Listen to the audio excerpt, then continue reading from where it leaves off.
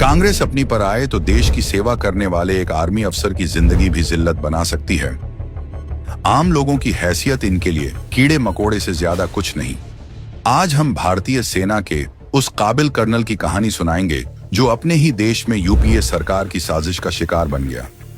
इस सैनिक की कहानी न सिर्फ आपके रोंगटे खड़े कर देगी, बल्कि ये सुनकर उन लोगों का सिर शर्म से झुक जाएगा जो कांग्रेस को वोट करते हैं।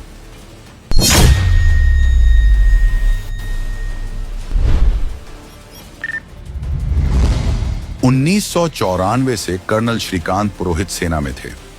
2005 में उन्होंने जम्मू कश्मीर में कई सारे आतंकवाद विरोधी सफल ऑपरेशंस किए। उनके इस काम और काबिलियत की खूब सराहना होती थी। बाद में वे मिलिट्री इंटेलिजेंस में तैनात हुए।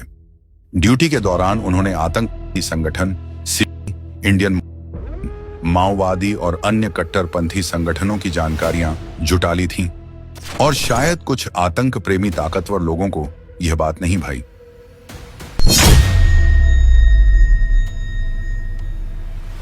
पांच नवंबर 2008 को कर्नल पुरोहित को मालेगांव ब्लास्ट केस में झूठे आरोप के साथ गिरफ्तार कर लिया गया। हैरानी की बात यह है कि ठीक 26/11 यानी देश में सबसे बड़े आतंकी हमले से 21 दिन पहले सेना के एक इंटेलिजेंस अफसर को अरेस्ट कर लिया गया। अब सवाल उठता है, क्या पुरोहित को हमले की भनक लग चुकी थी? क्या वो ये हमला रोक सकते थे? क्या उन्हें इसलिए मालेगांव ब्लास्ट में फंसाया गया ताकि मुंबई हमला बिना रुकावट के हो सके?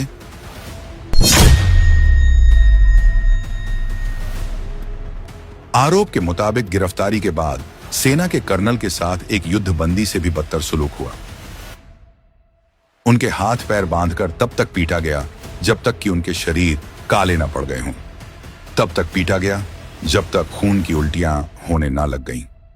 मानसिक प्रताड़ना इस हद तक दी गई कि उनकी पत्नी और मां बहन को नग्न करने, उनकी आंखों के सामने परेड कराने की धमकी तक दी गई।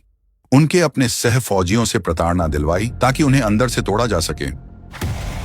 लेकिन कर्नल पुरोहित का जिगरा शायद स्टील का बना था, जिसमें न झंक लगे न धब्बे पड़े। कर्नल पुरोहित के मुताबिक उनसे जबरदस्ती कहा गया कि वे मोहन भागवत और योगी आदित्यनाथ जैसे नेताओं का नाम लें। यह सब कुछ यूपीए सरकार के इशारों पर हो रहा था। अगर आप उनकी लिखी शिकायत पढ़ लें तो शायद आपका कलेजा फट जाएगा। सेना के एक अफसर के साथ ऐसा सुलूक करने के लिए राहुल गांधी, सोनिया गांधी और चिदंबरम को तो छोड़िए, कांग्रेस पार्टी के एक एक कार्यकर्ता को कर्नल पुरोहित के पैरों में गिरकर माफी मांगनी चाहिए।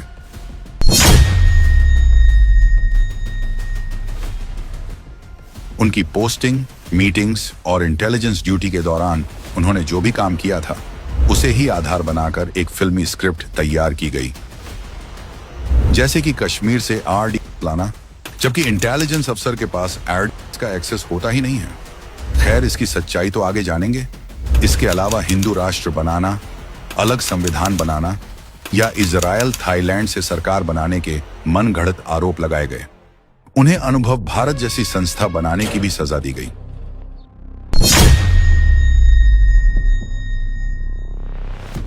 आर्मी कोर्ट ऑफ इंक्वायरी में भी उनकी सुनवाई चली। कुल 55 लोगों से सवाल पूछे गए, जिसमें से 54 लोगों ने कहा कि कर्नल पुरोहित का आतंकवादी गतिविधि में कोई रोल नहीं हो सकता। कर्नल वाई के सिंह ने पुरोहित को आतंकियों और नक्सलियों के खिलाफ एक प्रभावी मुखबिर नेटवर्क तैयार करने के लिए तारीफ की। Colonel VS. तोमर ने पुरोहित को एक प्रेरित, साहसी और अच्छा फील्ड इंटेलिजेंस अधिकारी बताया।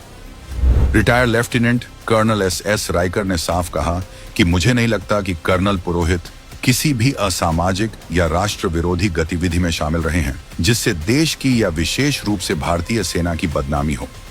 इतने बड़े बड़े सेना के अफसर पुरोहित की तारीफ करते रहे, लेकिन ऐसे राष्ट्रभक्त अफसर के ऊपर इतने संगीन आरोप लगाते हुए कांग्रेस सरकार की आत्मा नहीं कांपी। हैरानी की बात यह है कि यूएपीए जैसे कानून लगने के बाद भी सेना ने कर्नल पुरोहित को ड्यूटी से नहीं निकाला। शायद सेना भी जानती थी देश पर जान छिड़कने वाले लेफ्टिनेंट कर्नल पुरोहित पर लगे आरोप झूठे और मनगढ़ंत हैं, और एक ना एक दिन ये जरूर निर्दोष साबित होंगे।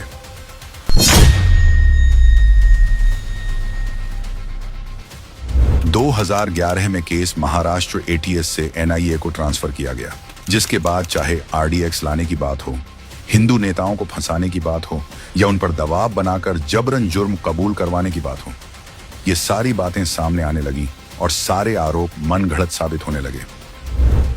2017 में करीब 9 साल बाद पुरोहित को सुप्रीम कोर्ट से जमानत मिली और कर्नल पुरोहित की देशभक्ति देखिए, ऐसी शायद दुनिया में इसकी मिसाल ना मिले। अपने ही देश की सरकारों के प्रतिशोध का शिकार होने के बावजूद इतना अत्याचार सहकर भी उन्होंने जमानत मिलने के बाद दोबारा आर्मी ज्वाइन की और आज भी खुफिया टीम का हिस्सा हैं।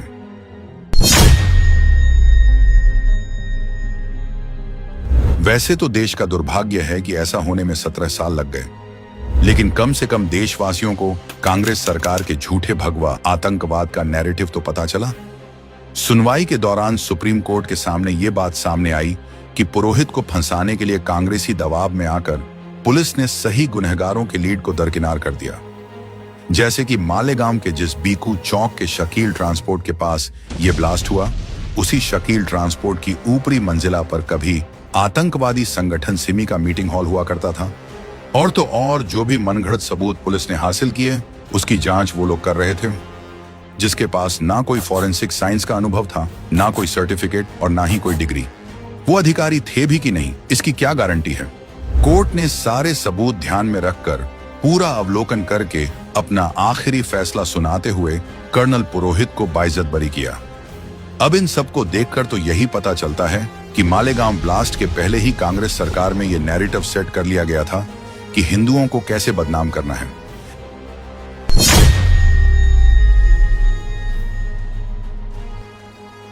शायद कोई और होता तो उसे अपने देश से नफरत हो जाती, लेकिन कर्नल पुरोहित, जिन्होंने निर्दोष साबित होने के बाद ये कहा, मैं एक ऐसा सैनिक हूं जो इस देश से बिना शर्त प्रेम करता है। देश सर्वोपरि है और इसकी नींव मजबूत होनी चाहिए। कांग्रेस पार्टी ने लाख कोशिश कर ली, लेकिन वो कर्नल पुरोहित के हौसलों को तोड़ नहीं पाई और ना ही हिंदू आतंकवाद को सच साबित कर पाई।